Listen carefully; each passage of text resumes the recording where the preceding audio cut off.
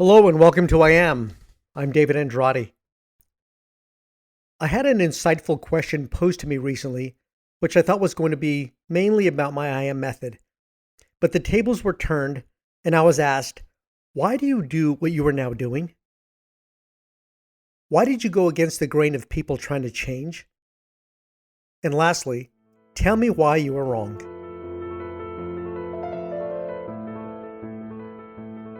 There was so much more to the email, but no one had really asked me the question in this manner. To question me as to why I believe in what I developed is wonderful, but then to follow up with why I don't believe what I am doing is wrong stumbled me. But it brought to light that there were some people that thought I was against the one thing that everyone attempts, and that is to change. I went on a lengthy diatribe of justification. I wanted this person to fully understand my intent in my I Am method. That I and my I Am method initially have very little to do with the mechanical process of attempting change, but the understanding of how we all approach attempting to alter our direction in life through first actions alone, leaving the mental subconscious part in second place. First answer to the first question. I ventured on this journey out of frustration with specific areas in my own life that I wanted to so-called change. I wanted certain areas to advance, and they wouldn't no matter how many attempts were made.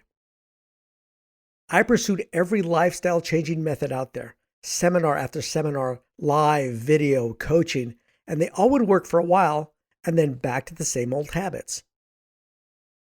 Then on one trek into a seminar, I noticed many of the same individuals I saw in previous life-changing seminars. And I remember shaking hands with many of them and saying, "Nice to see you again." Then I thought, why was it nice to see them again at something that we should have all moved on from? We should all be well on our way to the success we ventured on from the last seminar, shaking hands in a congratulatory manner on each of our newfound successes.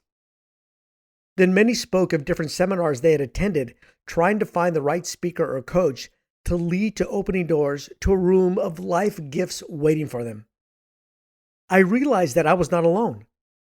I remember purchasing a seat so I can be in the front row, thinking the advice is somewhat better received if I was closer to the speaker.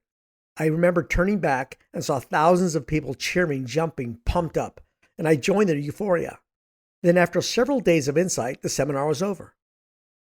Once in the parking lot, we all shook hands and wished everyone good luck. Now back at my office, I implemented every strategy given, and they worked for a while. And back to the same habits months later. This is when I said, why is this happening to almost everyone? Why do we revert back after a massive assault to succeed? I wanted to find out why so many people stop. Why almost 90% of all New Year's resolutions end by January 17th, also known as Ditch New Year's Resolution Day. It's even given its own holiday name. So think about it. Only 17 days later, and only several weeks after unpacking the new gym clothes, digital health monitor, the new exercise equipment, the new motivational books, the new to-do list application download, the new kitchen appliances and tools to cook the healthiest meals ever, it's back to the same old usual. This is what motivated me. I wanted an answer. Why are the masses not cooperating with the new rituals? An 80 to 90% recidivism rate wasn't good enough to keep following the same change platitudes.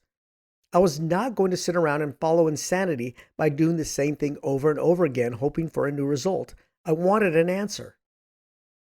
The proverbial answers as to why we can't accomplish are usually, you don't have a solid enough goal, you need to change your surroundings, you need to use a buddy system to keep you on track, you have to download an app that will remind you to remember, you aren't motivated, you don't have the willpower, you're a procrastinator, you just have to go out there and do it, you have to be more in control.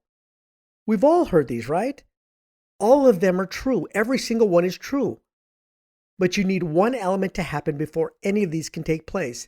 Your identity has to come first before pursuits. All these answers still don't tell us why we don't and will not grasp the diatribe. Why we won't live our actions on a long-term basis. Why the gym clothes won't be worn. Why the new elliptical cycle will only become a clothes hanger.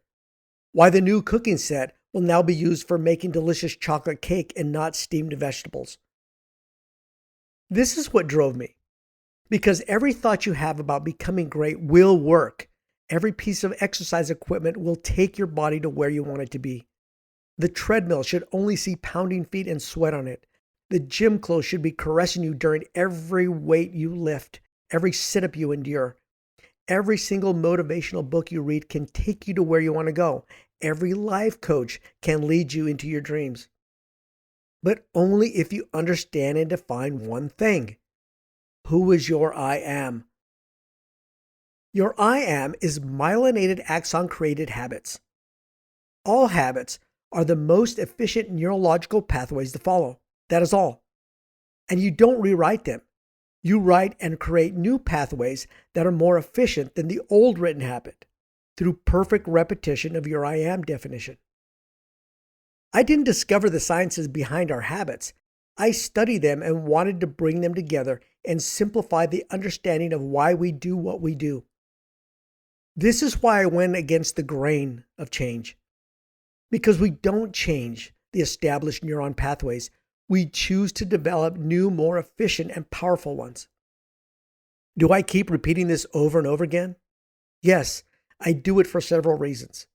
They are subtle and very poignant. I do this for number one, to continue to reinforce my message about the simplicity of I am. I want you to go against the grain, travel down the path that you know is the true you. I want you to never change your life, never. I want you to choose to enhance new neuron pathways to your greatness.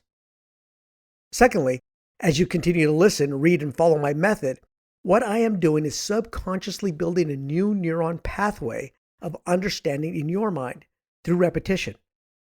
Repetition builds new neuron pathways and signals. This is what leads your new life in a new direction. Every time you hear the words I am, I want you to feel the power of these two words and never look at them again as just words, but that they are a revealing part of an internal definition. Understand that these two simple words are revealing someone's belief. These two words, I am, are messengers of identity. And lastly, the final question I was asked, tell me why you're wrong. This question had me pushed into my seat. I had to think deeply about this. Am I wrong in my approach? Am I wrong about the sciences I studied to develop my method? Am I wrong in wanting to push people to go against the grain of never changing but choosing their life? No. This is where I found my weakness and where I was wrong. I was wrong in not believing in my method early on. I was wrong for not sharing my gift with humanity years ago. I was wrong for not believing in myself enough to share. This is where I was most wrong. I was wrong in selfishly pursuing my being. But it was the one question that made me sit back and think where I was wrong. These wrongs made me push to find the rights. I am right in wanting to help people find the absolute best of their lives. I am right in letting go of my own embarrassments, my own discomforts, that my message of I am is greater than any fear I will ever have, and I will not hold back, but I will push to share it. I want to help someone shed a tear of euphoria as they embrace and begin to live the life that was entrusted to them to share with humanity. We are all right in wanting the best for everyone. There will always be wrongs and right, but I will always be here to continue to pursue, to find ways for people to be the best of themselves, and I will always push against the grain.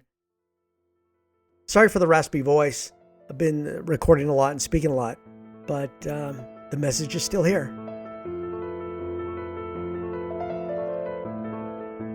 If you haven't yet, pick up a copy of my book or audiobook at www.iammethod.com to get a better understanding of the power of these two simple words, I am.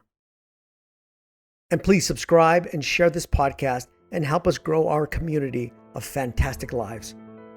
Thank you and best of life.